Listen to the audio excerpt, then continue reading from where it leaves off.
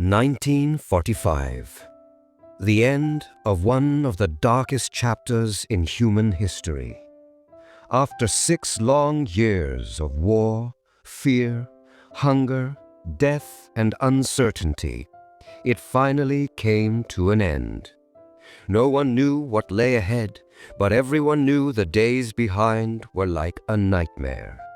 The Nazi Empire's flag was torn down.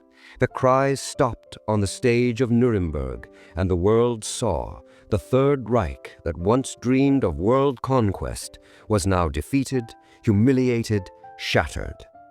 In small and large cities across Germany, white flags were raised, but chaos was everywhere. There was no law, no order. Many mayors in cities took their own lives.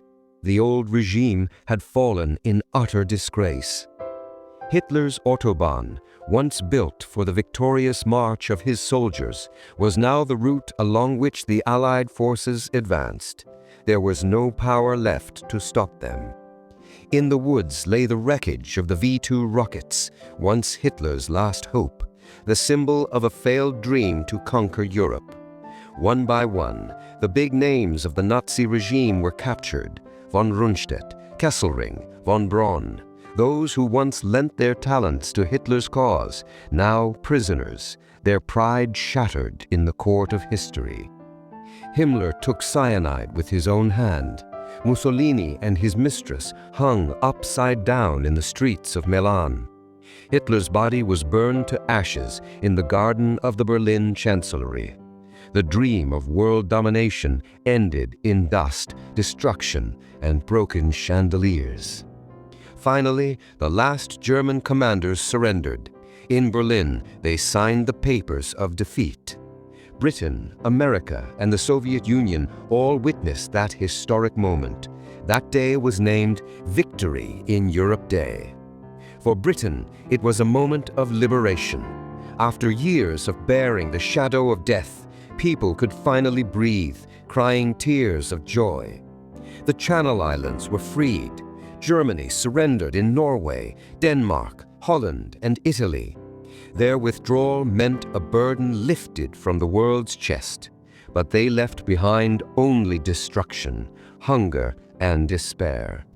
The doors of concentration camps were opened. The world saw the horrific hell that the Nazis had created: emaciated people, helpless children, burned bodies. Those who survived would carry that nightmare forever. The camps were burned with fire, but the question remains, can cruelty in the human heart ever be burned away? Meanwhile, the 3 great leaders of the world met in Potsdam. Before them lay Europe's future and the war in the Far East.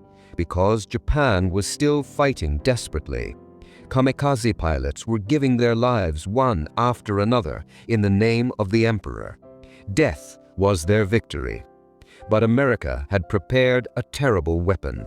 A project that started with a letter written by Einstein created the most powerful bomb in human history. Hiroshima, a city wiped off the map in an instant. Japan realized there was no other way.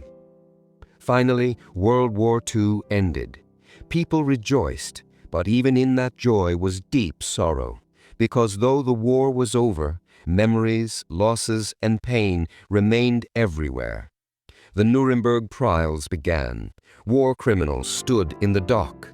It was proven crimes do not remain hidden. One day, everything must be accounted for before humanity.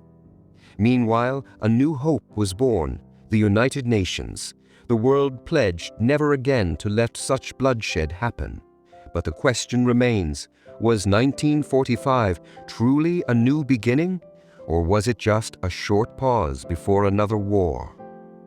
Everything depends on the common soldier, whom we call Joe Smith, because though leaders make decisions, the real burden of peace or war is borne by ordinary people.